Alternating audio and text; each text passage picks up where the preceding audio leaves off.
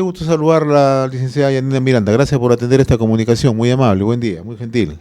Muy buenos días, José. Gracias por la invitación. Y sí, como tú lo acabas de mencionar, el tema de las extorsiones ha avanzado de manera increíble, que ahora está atentando contra las escuelas, contra los nidos, contra toda la educación básica regular y no solamente amedrentando a los directores y a toda la comunidad educativa, sino que está llegando al extremo de que se tienen que seguir cerrando escuelas. Y esto realmente nos preocupa muchísimo porque no vemos el acercamiento de la presidenta, del ministro del Interior, del ministro de Educación para darle una solución pronta a lo que estamos viviendo en estos días.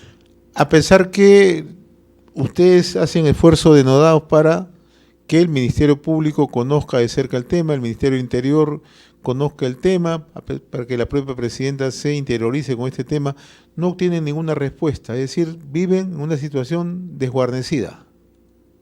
Así es, José, no tenemos ninguna respuesta. Esta es la segunda vez que estoy contigo. Estuvimos hablando del mismo tema el Así, año pasado así es. y esto ha crecido. El año pasado hablábamos de cifras de 170, de 200 colegios cerrados por extorsión. Ahora tenemos 300, sin contar con todos los que han decidido estos meses, a puertas de iniciar las clases, cerrar, porque como te explico, les dejan las bombas, les dejan las granadas, les mandan los mensajes extorsivos, saben dónde está su familia y es lamentable que esto siga sucediendo y a pesar de haber dado la alerta desde el año pasado y además porque nos sentamos con el ministro de Educación en septiembre del año pasado llevándole la muestra de todo lo que estaba sucediendo, no solamente en Lima, sino en la zona norte de nuestro país, toda la Libertad, por ejemplo, lo que estaba sucediendo en todo el Perú. Esto no se ha hecho caso, ellos saben que esto está sucediendo, pero sin embargo no hay planes, no se están tomando las medidas necesarias y no hay resultados, porque hemos visto continuamente que se pone estado de emergencia, estamos en estado de emergencia, pero solamente es un título, o que dicen que va a ir, ahora que han anunciado el ministro del Interior que va a ir la policía, que van a salir los miembros de las Fuerzas Armadas, sí, van una semana, van 15 días, pero el año lectivo escolar, estamos hablando de marzo a diciembre de un año. No necesitamos 15 días, una semana y luego se queda abandonado. Necesitamos planes que den resultados y que venga desde el gobierno central, cosa que no se está dando, que nos preocupa muchísimo y que se sigan cerrando las escuelas es un peligro total para la educación de nuestro país. El derecho fundamental de todo ciudadano en un estado es la educación. En, Entonces, y nosotros estamos viendo que ya estamos afectados, que el lugar seguro que era una escuela ya no lo es. Tú ahora empezabas hablando de los bodegueros, tenemos a los transportistas, las pollerías y cualquier tipo de negocio.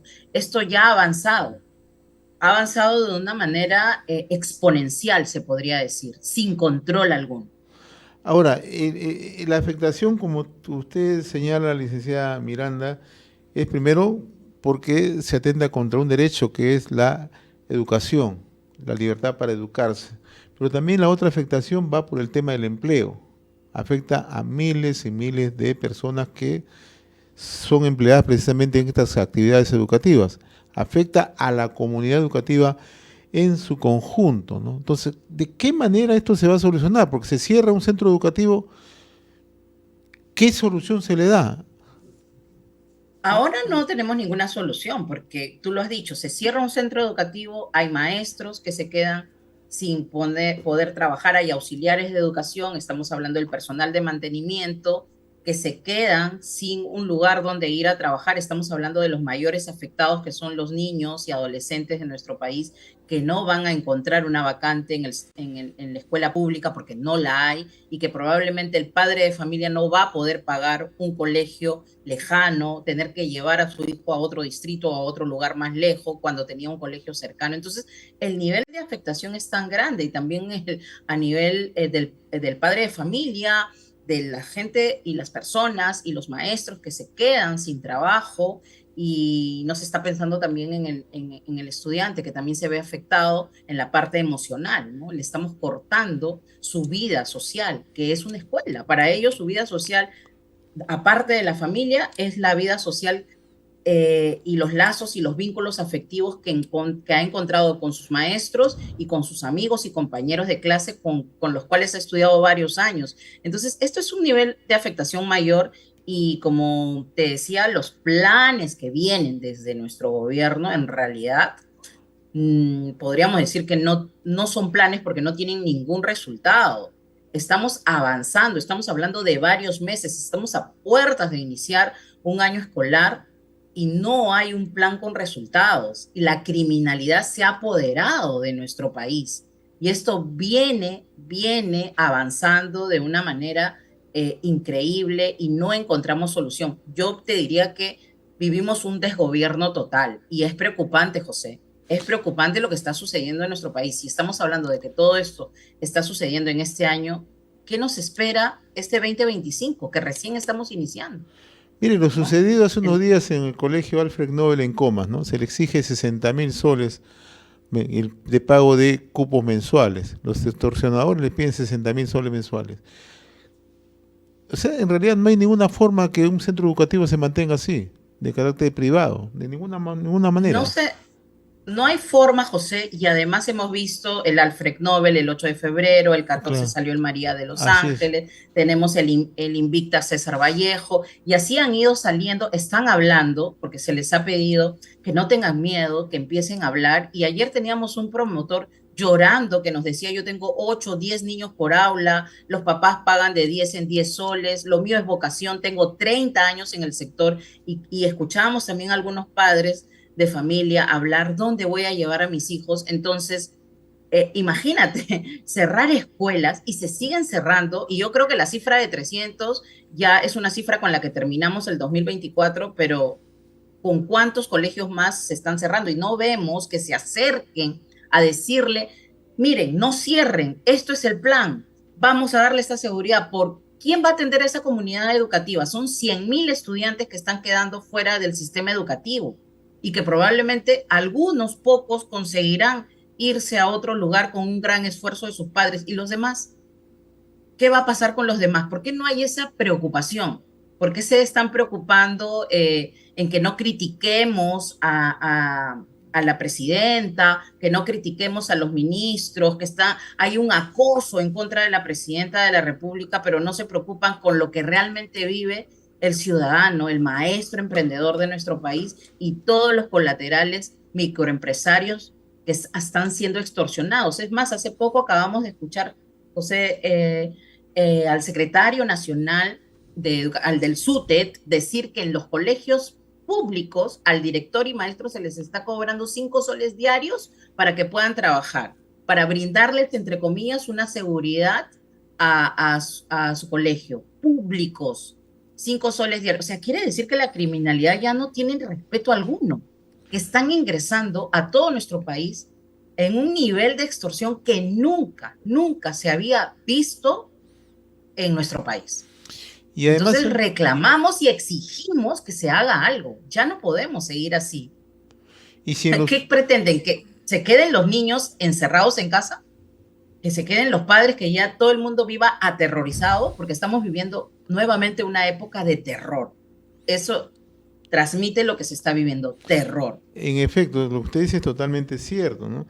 Y otro tema, en el Perú, uno de los emprendimientos que ha tenido mayor sostenimiento en los últimos años ha sido la oferta educativa, emprendimientos educativos, ¿no? Sobre todo ya no solamente en zonas urbanas, sino en zonas periurbanas. O sea, esto se ha frenado. Ya no vemos que gente se dedica a invertir para la educación, por lo menos en las zonas periféricas, sea de la capital de la República o de otros puntos del país. Eso ya no existe. Así es, José, porque como tú lo has dicho, estos emprendimientos nacieron más o menos desde el año 1995, que se dio la oportunidad de que el Así es. maestro pueda hacer un emprendimiento con una escuela, empezando por los nidos, las escuelas primarias y secundarias. Estamos hablando de 30 años al servicio y estos colegios que se vienen cerrando no son colegios que que están brindando un servicio hace 2 años, 3 años, 5 años. Estamos hablando de escuelas que tienen más de 20 años de servicio, que ya tienen profesionales ubicados en el sector económico de nuestro país, que han contribuido en la formación académica, que el sector público no se abastece porque la brecha es muy alta, porque el sector público no puede atender. Entonces, todos estos colegios son los que han hecho que la brecha en educación se siga cerrando, pero vamos a entrar en un caos social, esa es la palabra, un caos social, porque vamos a ver que esta brecha, en vez de seguir acortándose, que era lo que buscaba las escuelas privadas, se siga abriendo. ¿Y qué va a pasar con el futuro de nuestro país con menos personas preparadas, menos personas que tengan una oportunidad de pronto laboral como profesional o técnico? No, si estamos viendo que no van a tener la oportunidad de ir porque el padre probablemente no tiene dónde llevarlo, ni en el sector público, que debería ser su obligación brindar la educación a todos, ni en el privado, porque esa escuela que estaba cerca se cerró por el tema de las extorsiones.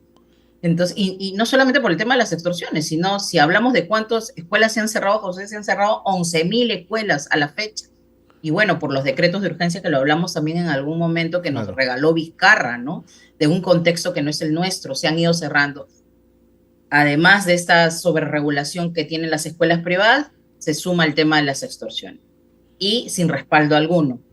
Los maestros que han tenido el valor, la valentía de ir a hacer sus denuncias, ha quedado en nada, la denuncia sigue un proceso, no hay solución, no vemos, porque no estamos hablando de una persona, una comunidad educativa, estamos hablando de 200, 300 personas, ¿no? No estamos hablando, los más pequeñitos tendrán 70, 50 estudiantes, entonces estamos hablando que el nivel de afectación es muy grande. Entonces, y como te digo, el pedido lo venimos haciendo hace muchísimo tiempo y no encontramos las respuestas. No encontramos la respuesta. Nosotros no necesitamos que nos llamen, porque nos llaman, para sentarnos a mesas de trabajo. Ya hemos pasado infinidad de mesas de trabajo, reuniones. Si ellos ya tienen identificado lo que está pasando en las escuelas privadas del Perú, lo único que tienen que hacer es un plan, una convocatoria nacional y lo que se tenga que hacer, pero para hacerle frente a lo que sucede y lo que estamos viviendo en estos días. Así es, licenciada Yanina Miranda, presidenta de la Asociación de Promotores y representante del colectivo Educar con Libertad. Yo le agradezco la amabilidad y ojalá que esta situación la superemos por el bien del país, por el bien de la educación y por el bien de nuestra sociedad. No podemos estar permanentemente amenazados por el crimen organizado, que en realidad está haciendo muchísimo daño. Le agradezco la amabilidad. No sé si tenga algo usted que agregar, por favor. Nada, muchas gracias y seguirle pidiendo a los promotores, directores, que no tengan miedo, que sean valientes, que sigan hablando y que sigan mostrando las pruebas de lo que nos está sucediendo. Y a las autoridades, definitivamente necesitamos mano dura, que se acerquen y el acompañamiento que no lo sentimos. Pareciera que estamos en un desgobierno. Gracias, José, por la invitación. Muy amable.